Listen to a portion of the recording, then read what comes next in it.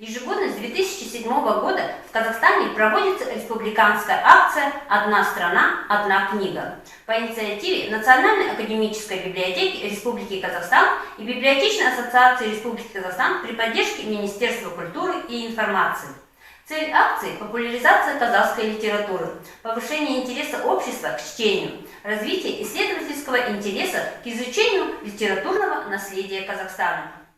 В этом году республиканская акция «Одна страна, одна книга» посвящена нашему земляку, казахскому писателю и драматургу, заслуженному деятелю Республики Казахстан и лауреату Государственной премии Төлену Абдикову, о творчестве которого мы сегодня и поговорим на нашей читательской конференции под названием «Труд вдохновенный не напрасен.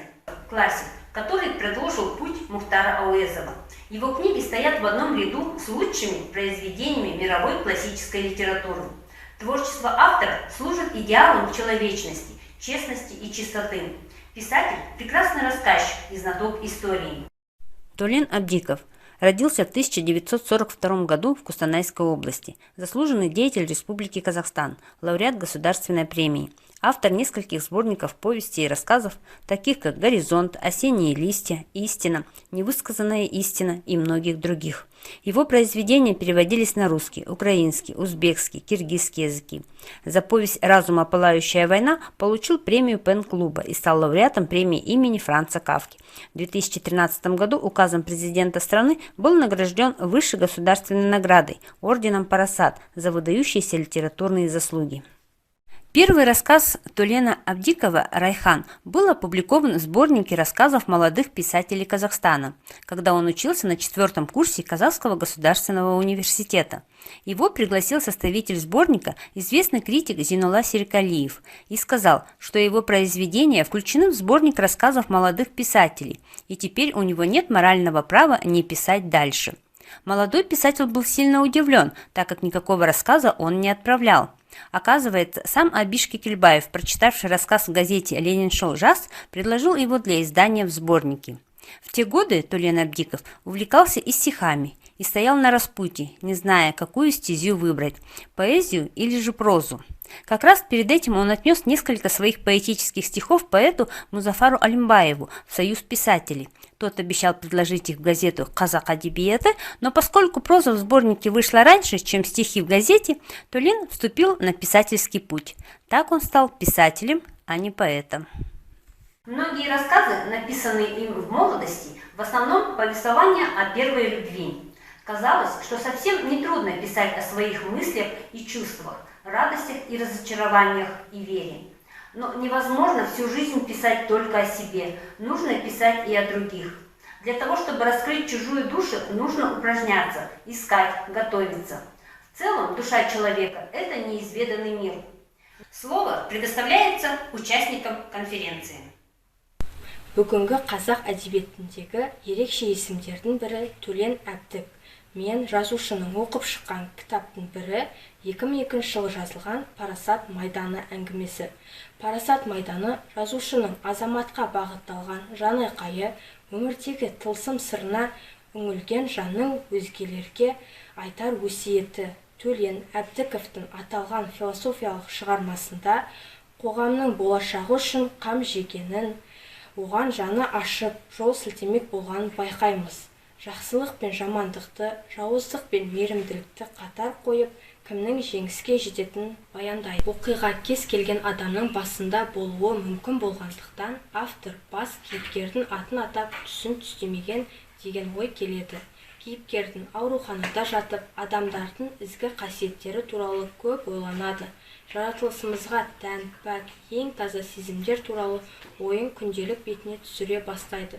Қалың ойдың шырмауына түсіп жүргендегі бейтаныс адам күнделігін оқиды. Оқып қана қоймай, басты кейіпкердің ойына жауап жазады. Жауабында жақсылық, мейірімділік, сыйластық, ізгі қасиет атаулысын жоққа шығарып тығырыққа тілейді. Осылайша санадағы соғыс майданы басталып кетеді. Бейтаныс адам сөзінің жаны бар еді. Ол бірте-бірте зұлымдыққа сену керектігін дәріптейді. Айтыс-тартысқа түсіп, адам санасын улауға кіріседі. Адамдық асыл қасиеттерді аяқ астына таптап, ойына келгенін істейді. Бас кейіпкер оны ойынан қайтармақ болу кездесуге шақырады. Алайда бұл кездесуге бейтаныс сырласы келмей қалады. Сіз ізгілікке сенесіз де, зұлымдыққа сенбейді екенсіз. Меніңше, екеуіне де сену керек. Дүниені ұстап тұрған осы екі күш қой. Өмір атты арбаның екі жетегі болса, біреу зұлымдық. Бірақ ол, сіз ойлағандай адамға тек жамандық әкелетін зиянды нәрсе емес. Деген жолдары қойған оқырман бұл сөздерге нанын қалуы мүмкін. Алайда бұл зұлымдықтың айласы ғана. Өмірдің күрес екені рас, бірақ ол зұлымдықтың туы желбіретін күрес емес. Бейтаныс кейіпкер бұл туралы да айтады. Өмір күрес.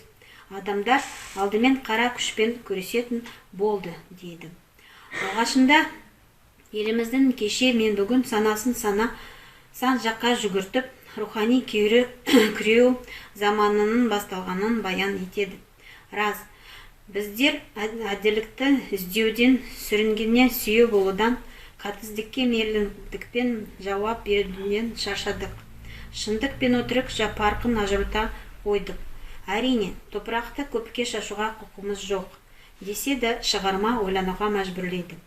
Повестің бас кейіпкері қаза тапса да, рух пен жүрек тазалығы үшін күрес мәңгілік жалғаса береді. Необычный сюжет повести «Разума. Пылающая война» построен на письмах, которые пишет один человек, но две разные личности в одном лице. Своеобразная война разума и чувств. Место действия произведения – психиатрическая больница. Герой – аутсайдер, готовый к суициду, который в итоге решается покончить с собой. И читателю самому приходится определить для себя, что же является тенью, а что светом в человеческой душе. Сегодня я хочу вам прочитать отрывок из повести «Разума. Пылающая война». Быть или не быть? Вот в чем вопрос. Достойно ли терпеть безропотно позор судьбы? Или нужно оказать сопротивление, восстать, вооружиться, победить? Или погибнуть, умереть, уснуть? И знать, что этим обрываешь цепь сердечных мук, и тысячи лишенных присущи телу. Это ли не цель, что всем желанно? Умереть, уснуть и видеть сны? Уильям Шекспир. Монолог Гамлета. Ты должен делать добро из-за зла, потому что его больше не из чего делать. Роберт Пен Уэн. Дневник мне передал один знакомый врач. Кстати, автор дневника тоже был мой давний знакомый. Вот уж поистине, как невелик Божий мир, все пути в нем пересекаются. Прочитав эту повесть, я вдохновилась глубоким духовным и философским смыслом, которые поражают остротой восприятия чувств, образов и мыслей. Его произведения наполнены философскими мыслями, в которых раскрываются истинные жизненные ценности, а человеческая судьба представлена как борьба между добром и злом. Интересные персонажи произведений полностью соответствуют современным реалиям. Герои нередко вступают в диалог с обществом. Автор ставит их в самые разные ситуации, словно испытывает их на прочность, взращивая в них то зерна сомнений, то зерна уверенности в себе. Они в вечном поиске истины, так же, как и их автор. Рассказы писателя заставляют нас искать в образах героев самих себя, а в произведениях скрытый смысл. Остановимся подробнее на произведении «Правая рука». Этот короткий необычный психологический рассказ стал площадкой для противостояния сил и эмоций. Повествование ведется от первого лица. Молодой врач рассказывает о своей жизни, о тех событиях, которые происходили с ним лично, о том, как он начал практиковать в психиатрической клинике. Изучал пациентов, наблюдал за их поступками, пытался их анализировать и понять. Состояние больных людей, испытавших душевный стресс, вполне понятно, и их лечение возможно. Гораздо сложнее с теми, кто болен гораздо серьезнее. Они, как правило, живут в своем замкнутом придуманном мире. Врач начинает размышлять по поводу этого явления. Таким образом, в поле зрения врача попадает молодая пациентка по имени Алма. Начинается рассказ «Правая рука» с описания встречи с ней. Қазақ әдебиет прозасына өлшеусіз үлес қосып келе жатқан жазушыларымыз өте көп. Десек те, әр жазушының өзіндік жазу формасы әрқалай екені белгілі.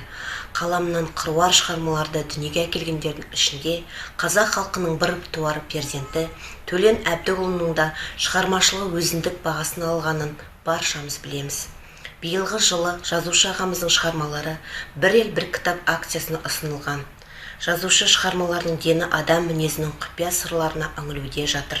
Қай шығармасын алып қарасаңыз да, әрбір сөзінде, сөйлемінде үлкен бір мағына жатыр. Көре де түйсіне білген жанға сүйсіндіре алатын туындылар.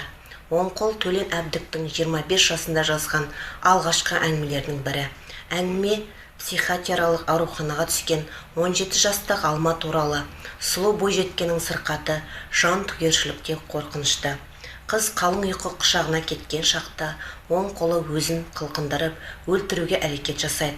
Дәрігерлер аурудан арылудың сан түрлі амалын жасағанмен, Алманың оң қолына бөгет бола алмайды. Ақырында Алманы емдеуші дәрігер қолын алып тастау керек деген шешімге келеді. Оң қол әңгімесін оқып отырып, құдды бір психиатриялық аурухананың ішінде науқастардың жанына батқан дертін сезінгендей күй кешесің. Алма есімді кейіпкер арқылы суицидтің асыл дініміздегі шариғатымызға қарсы дүние екенін, Алманың өзіне өзі қол жұмсау арқылы Аллаға қарсы шығуға болмайтын іс-әрекеттер керемет суреттелген. Кітаптың мағынасы біздің екі түрлі әлемде өмір сүретіміз көрсетіледі. 80-нің сеңгіріне шыққан Төлен Әбдікұлы әлі де қазақ прозасына мәңгілік сиясы кетпейтін тың шығармалардың майын тамыза жазатын, үйіп оқуға деген құштарлықты арттырары хақ. Такие истории заставляют задуматься, сделать свои выводы. «Правая рука» – это произведение о жизни и смерти, о борьбе добра со злом, черного и белого. В бесконечной борьбе между добром и злом должны побеждать любовь и честность. Жауратқан күн мұңды неткен қоңыр салқын көзге, тербетілген ақ қайыңның жапырағын үзді. Арманымның айдынында егіз аққу жүзді. Ғашықтарға қатал тағдыр айырмасын бізді. Жібегім бол, тілегім сол ізгі. Наше мероприятие подошло к концу. Мы благодарим участников конференции. Сегодня мы говорили о творчестве Төлена Абдикова, его писательском мастерстве, через которое он старается донести до нас важные вещи – человеколюбие, гуманность, сострадание. А чтобы глубже понять этого замечательного писателя, прочитайте его книги, которые есть в фонде нашей библиотеки.